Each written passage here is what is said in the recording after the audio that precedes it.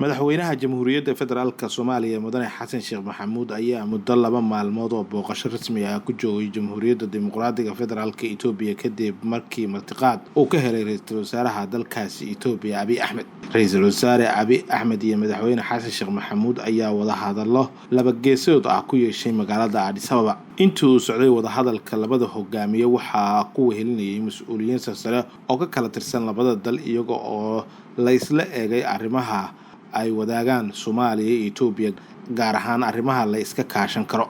Waxa ay ka wada hadleen la dagaalanka kooxaha argagixisada ah Al-Shabaab iyo Daacish, xoojinta dhaqaalaha iyo isdhexgalka gobolka. War-saxaafadeed ka soo baxay filla Soomaaliya ayaa waxaa lagu sheegay in labada hogaamiye ay isla qaateen 10 qodob kuwaasi oo kala ah: 1. in la kobciyo lana xoojiyo xiriirka soo jireenka ah ee ka dhaxeeya labada dal iyo labada shacab, kaas oo sal looga dhigayo qadarinta qarannimada iyo midnimada labada dal. Waxa ay ku celiyeen go'aankoodii ahaa in ay si wax ku ool ah isaga kaashadaan la dagaalanka ka dhanka ah kooxaha cadowga ah ee ay wadaagaan.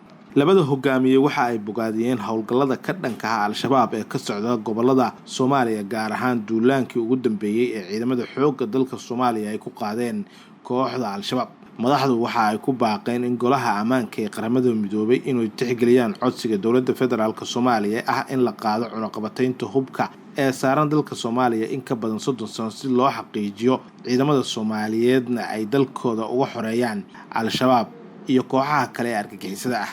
5. waxa ay hoosta ka xariiqeen baahida loo qabo in la wada shaqeeyo, la yareeyo saameynta dibadda iyo faragelinta laga yaabo in ay wiiqdo nabadda iyo xasiloonida gobolka iyo dadaalka wadajirka ah ee la dagaalanka argagixisada. Si taas loo gaaro, waxa ay ku heshiiyeen in ay yeeshaan wada tashiyo joogto ah oo laba geesood ah iyo in la iska kaashado golayaasha loo dhan yahay iyo kuwa gobolka, korna loo qaado danaha guud ee ku salaysan ixtiraamka labada dal iyo madax banaanida dalalka. Waxaa la bogaadiyay ciidamada difaaca Itoobiya ee sida geesinimada leh ugu horay naftooda nabadda iyo xasiloonida iyo dowladdiska Soomaaliya. Qodobka 7. madaxdu waxa ay xuseen in labada dal iyo guud ahaanba dalalka gobolka ay soo food saareen abaaro soo noqnoqday iyo masiibooyin kale oo dabiici ah kuwaasi oo ay keentay isbeddelka cimilada oo khatar ku ah nolosha dadka gobolka. Waxa ay ku nuuxnuuxsadeen inay lama huraan tahay in arrimahaasi la iska kaashto loona baahan yahay in la laba jibaaro dadaalada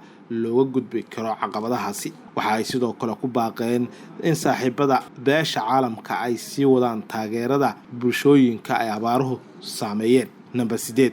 madaxdu waxa ay ku heshiiyeen in la kordhiyo deeqaha waxbarasho iyo tababarada Itoobiya ay siinayso shacabka, shaqaalaha, ciidamada ammaanka iyo hay'adaha Jamhuuriyadda Federaalka ee Soomaaliya. 9. labada hogaamiye waxay adkeeyeen muhiimadda ay leedahay ballaarinta iyo horumarinta iskaashiga dhinaca ganacsiga, maalgashiga, isgaarsiinta, amniga iyo siyaasadda. 10. madaxdu waxa ay fareen xafiisyada dowladda in ay sameeyaan guddiyo isku dhaf ah ee wasaaradaha sida ugu dhaqsiyaha badan ee suuragal ah si loo qaado loona soo dedejiyo tilmaamaha habka fulinta ee arrimaha danaha labada dhinac ay isku afgarteen.